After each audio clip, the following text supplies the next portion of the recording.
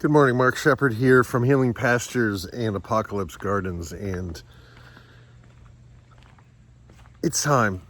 It's time to talk about the big picture. It's time to talk about the whole purpose behind what I'm doing and where I want to go with what I'm doing. All my life, I have been given essentially 2 or 3 major tasks. And one is, when I was 8 years old, music came into my life. And it wasn't just music for entertainment. It was music for spiritual upliftment, as well as personal healing. There were times when I couldn't speak what was going on with me, and my music was the only thing that helped me to kind of work through stuff and release it. So the music has always been there, and it started in church. I grew up in the Yorktown Presbyterian Church in Westchester County in New York, and we had a really inspiring minister. He was intelligent and articulate, and he was able to bring Christianity and Old Testament ideas alive in a modern and new way, and that has actually sustained me for years. I majored in religion at Manhattanville College, and I spent a year at Princeton Seminary in the pursuit of a Presbyterian minister profession. But the music I didn't want to be in a profession where I set aside my music because I was too busy doing other stuff. So all my life, I've been searching for ways to use my music. I tried so many things. It's been 45 years. I started writing songs in 1976 or so, 75, 76. And today it's in the year 2020. A couple of my songs, one in particular, Together We Could Change the World, have gotten out through no fault of my own, have gotten out and are doing the work out in the world that I'm hoping to do more of. But with the whole COVID-19 thing and the whole stay at home and churches having to go to Zoom, to me it's the perfect time to do something different, to approach sharing my music in a healing way at the same time that I share this other thing that has happened. And this other thing also started when I was young. I used to go across the street to Mrs. O'Rourke's property. She had 40 or 50 acres, which was part of an original farm dating back to the 1700s. There was an old Dutch barn and 3 open fields and then a bunch of woods. And I would go and just sit and just listen and watch. And things happened. One day, a huge male deer, a buck with multiple points of antlership, came into the place where I was sitting. He never saw me. And he had a strange marking. He was like an Appaloosa horse with the kind of spots on his rump. He almost looked like he was half albino, but I don't know if that's even possible. But I saw him a couple of different times. And I felt like this was either a spirit animal or an animal that was kind of sent to me as a sign. And it just has stayed with me for all these years. And so one day when I went to YouTube to see if my music videos were actually getting anywhere, I typed in Mark Shepard. And I didn't come up, but a farmer in Wisconsin named Mark Shepard came up.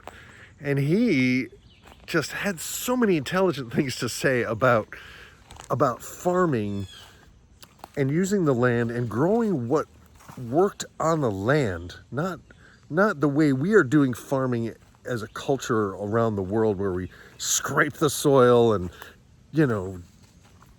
put a bunch of chemicals in and do monocropping. He was creating systems that work together. And I highly encourage you to look him up online, Mark Shepard. And interestingly enough, he's also a songwriter, and his middle initial is L, as mine is. So that started a quest it's been about 6 years now, maybe 7 years, of just trying to learn everything I could online. And I eventually discovered Joel Salatin, who calls himself a Christian libertarian or a libertarian Christian lunatic farmer in Virginia, and how his family overcame some pretty intense experiences and had to start from scratch on land that had literally no topsoil. And they really pioneered the use of movable electric fence. And then eventually I stumbled upon a guy named Greg Judy, who is a regenerative rancher and talks about how to raise ruminants on the land, to feed the land, to heal the land. And so I've been studying with these people. I took a course with Greg Judy last fall, and it just really clicked that this is something I want to do. Mix in the fact that my dad is 93 and he needed someone to live with him. And I was in a position where all the different businesses I've been trying to do just weren't working. And so I had nothing to lose by just starting from scratch. So I'm 59 years old and I'm starting from scratch, building a farm. But it's not just a farm. It's not just a farm. It's really a spiritual quest to support and heal the land, to support and heal myself, to support and heal my family, to support and heal my community in these times of a viral pandemic, in the times of fragile food systems, in a time when it kind of seems financially like the world is kind of teetering very precariously at the edge of a cliff, and our whole food system needs to change. We need to get away from monocrops, back to local farmers who are actually farming intelligently with the land, creating wildlife habitat at the same time. This is all tied together, and as you can tell, I'm pretty passionate about it. So last week, it just came clear. I had a dream, and the dream basically left me with a voice in my head just saying, feed my children.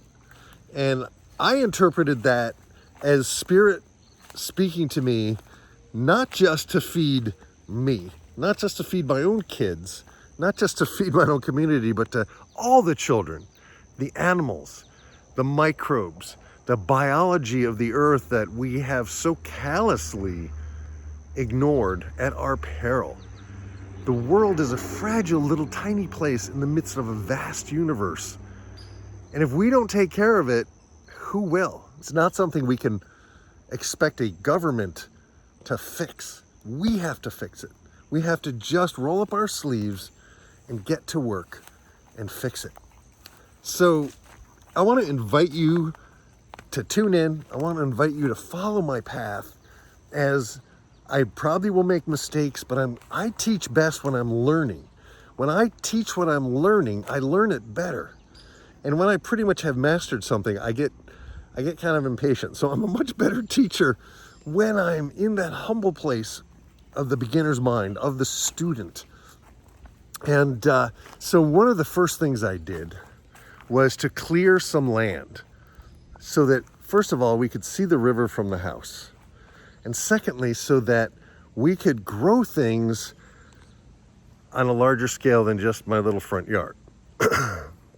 This is also a place behind me where I'm going to build my first perimeter fence. I'm going to learn how to build fence, because the plan is to lease land, not to buy land, but to lease land, and use the land to heal the soil, use the animals, to heal the soil on the land, and to build cattle, sheep, and goats, possibly pigs as well, but to integrate all of them together in an environment that is sustainable and simple, so that I can teach another generation of young farmers how to do it wherever they are, how to expand this, how to really begin to heal the planet from a spiritual perspective.